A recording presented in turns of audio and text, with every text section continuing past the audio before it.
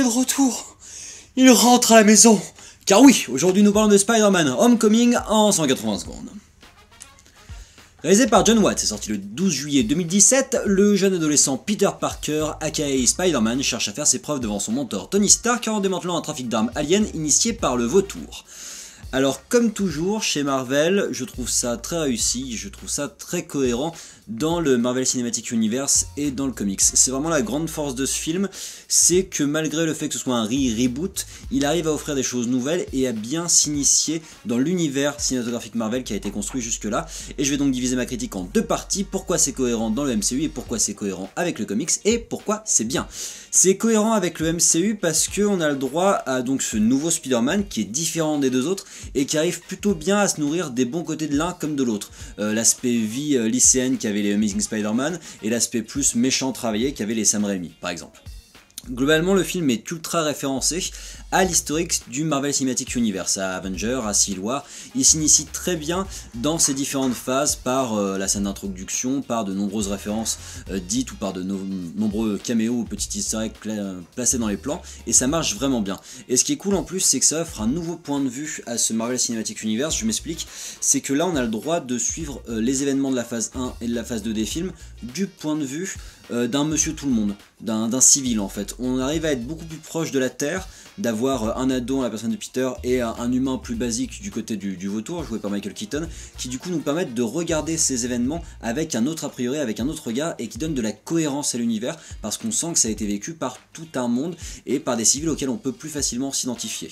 Il y a en plus, je trouve, un nouveau type de héros qui est proposé par l'intermédiaire de Spider-Man, ce jeune pétri de bonnes intentions mais qui manque grandement d'expérience, et il se lie très bien avec la passation de pouvoir que lui offre Robert Downey Jr., Tony Stark, qui permet de poursuivre l'évolution narrative et de Peter Parker et de Tony Stark, et ça c'est plutôt intéressant. Je trouve qu'en plus c'est assez cohérent avec le comics.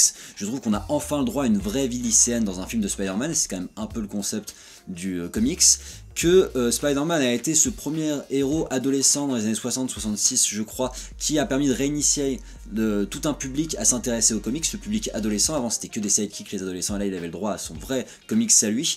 Et en plus c'est bois de référence aux origines de Spider-Man, que ce soit le fait que ce soit le Vautour qui est le premier ennemi dans les comics, la musique du générique qui est repris du générique des années 60, ça joue en plus sur l'historique des personnages iconiques de la saga tout en les prenant à contre-courant pour nous surprendre sans les trahir, et globalement ça fait une excellente origin story sans pour autant être particulièrement fulgurante ou particulièrement marquante.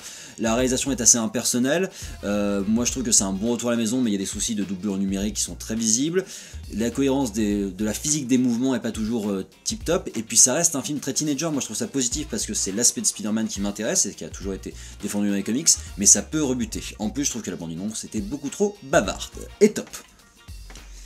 Voilà, j'espère que ce film vous a plu. Moi je trouve que sans s'affranchir du moule Marvel, donc les détracteurs n'aimeront pas Spider-Man, tous ceux qui n'aiment pas Marvel n'aimeront pas Spider-Man parce que c'est vraiment dans le moule Marvel, et ben ça fait bien son taf de réinitier l'un des plus grands héros de Marvel dans l'univers Marvel cinématographique, et ça fait plaisir. Je vous invite à liker, commenter, vous abonner. Je vous donne rendez-vous très bientôt pour une autre critique qui sera avec spoil, et probablement pour une vidéo aussi pour revenir sur les références, clins d'œil et autres caméos marquants du film.